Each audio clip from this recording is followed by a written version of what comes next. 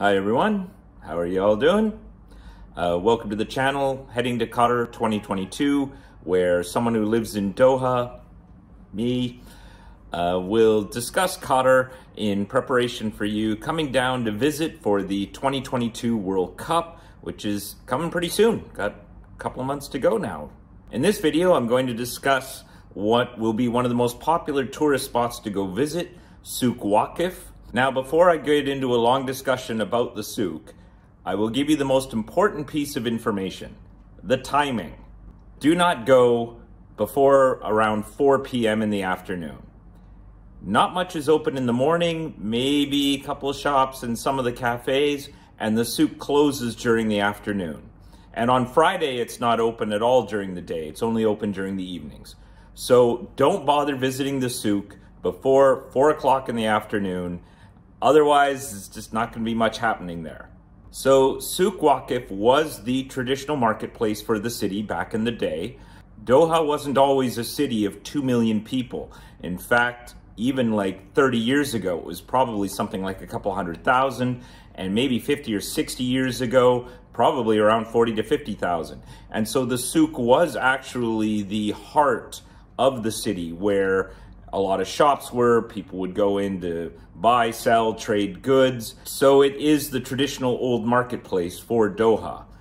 Now, when you go to the souk, what you'll see there is not original. The city started renovating the souk around, I think, 2005, 2006, modernizing the shops, and in some cases adding air conditioning and some roofs. So there are sections of the souk that actually are a bit cooler than the outside air, which makes it a bit easier to visit during the summer.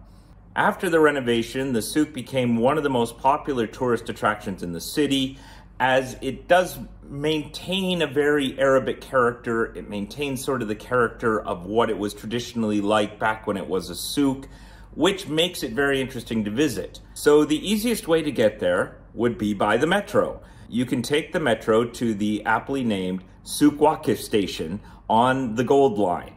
I'll have a map up here to explain the various areas of the souk that you'll be visiting.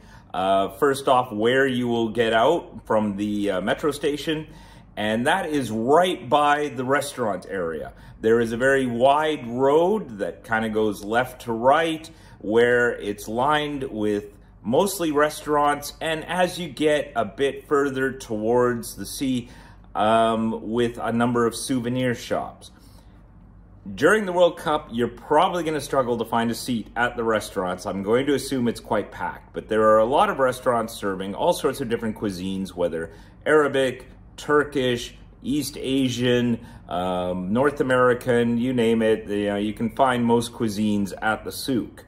But what's more interesting about the souk is to start to go down the alleyways that are there, sort of into the maze, as you will, of shops. And there you will find all sorts of stuff. Now, a lot of people who have gone to the souk have told me, oh, you know, it just seems very Disney, it's just kind of for tourists. But that's how I know that they didn't really go too deep into the maze, because many of the shops sell things that aren't for tourists. You can get camping supplies, you can get huge platters for cooking, like, you know, whole lamb and stuff, pots, pans, all sorts of stuff that are more for residents, not for tourists.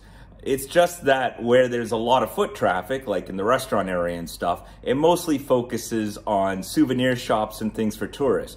But if you head further in, you're going to find clothing and shoes and all sorts of stuff that you may or may not want to buy.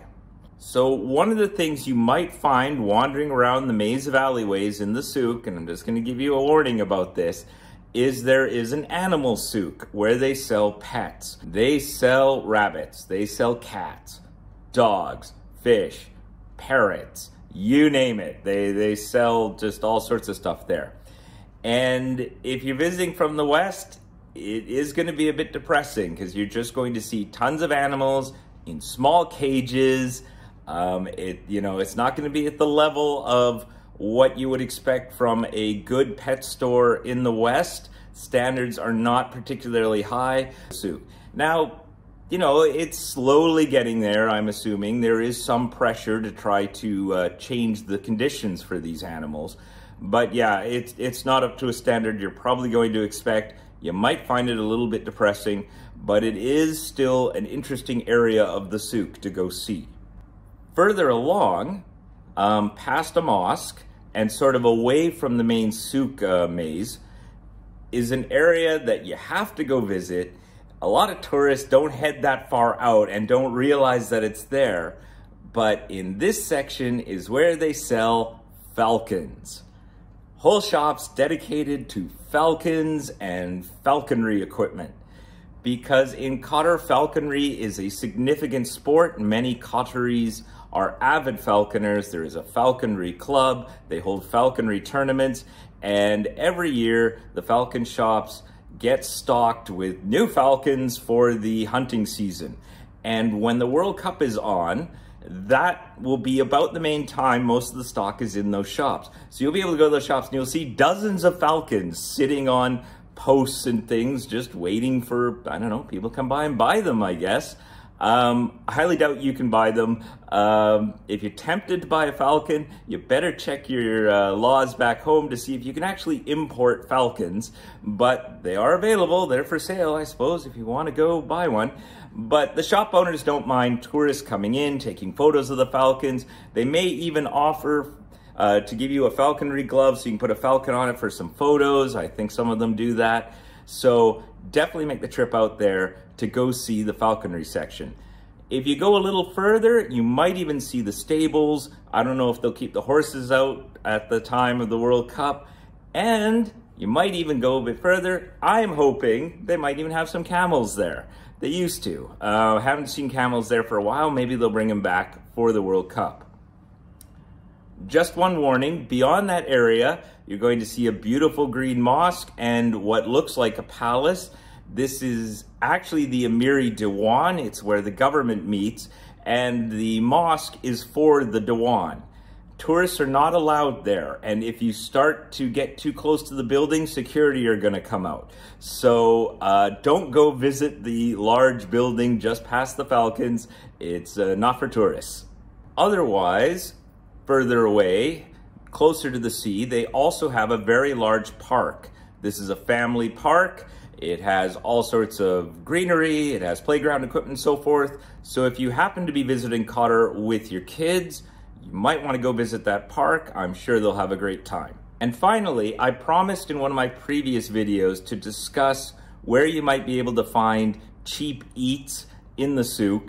The restaurants in the restaurant section tend to be a bit expensive, and I'm gonna guess the prices might go up even a little bit for the World Cup. I mean, it's the World Cup, everyone's gonna be increasing their prices, but there are some options for you to get some cheap food.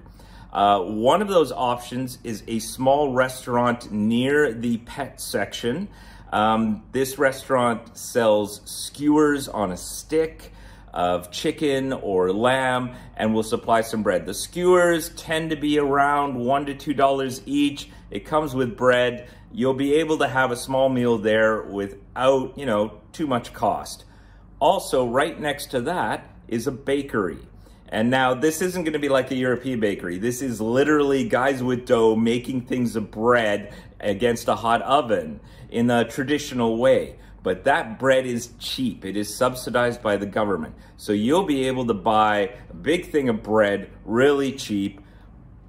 At the time I went there last, it was something like 3 pieces of bread for 1 rial. And we're talking like decent sized pieces of bread. I'm going to assume the price is going to go up a little bit, but it will still be the cheapest food in the Souq if you're just looking for something to eat. It is literally just plain bread though. You're not going to be getting any fixings with it. They do offer some other things, but they'll have to make it for you, and they're a little more expensive, little pastries and things like that. But if you want the cheapest eats in the Souq, you can just go there and get some bread.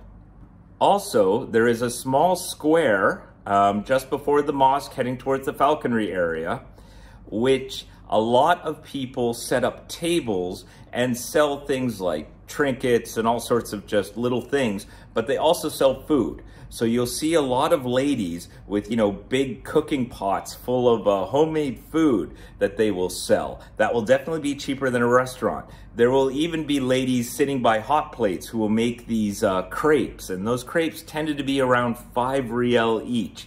So they offer crepes where they'll put honey on them, or cream cheese, or they'll put egg on them, whatever you want. So those ladies will be there with a hot plate in that square. That is another place to get very cheap homemade food at a reasonable price. So could be an alternative for you instead of going to a restaurant. That's all I wanted to say about the Souq. It is a wonderful place to visit. I didn't want this video to be too long. I didn't want to go on, 20 minutes about the Souq, but it absolutely should be your #1 tourist thing to go see. Go in the evenings. Do not go before 4 or 5 o'clock, but it is definitely worth seeing. Definitely take some time to wander around the pathways of the Souq, go through that maze. Hey, feel free to even buy some things, some perfume, some souvenirs, maybe some bits of clothing. They do haggle. You can maybe get a discount, 10 to 20% haggling. It's not like the bazaars in Istanbul or anywhere like that. You won't get hassled too much, unlike, say, in places in Turkey and North Africa, where people say in those bazaars, tourists get hassled all the time. You're not going to get hassled too much there, which should allow you time to go through and enjoy the Souq. I hope this helped, and we'll see you at the World Cup. Bye for now.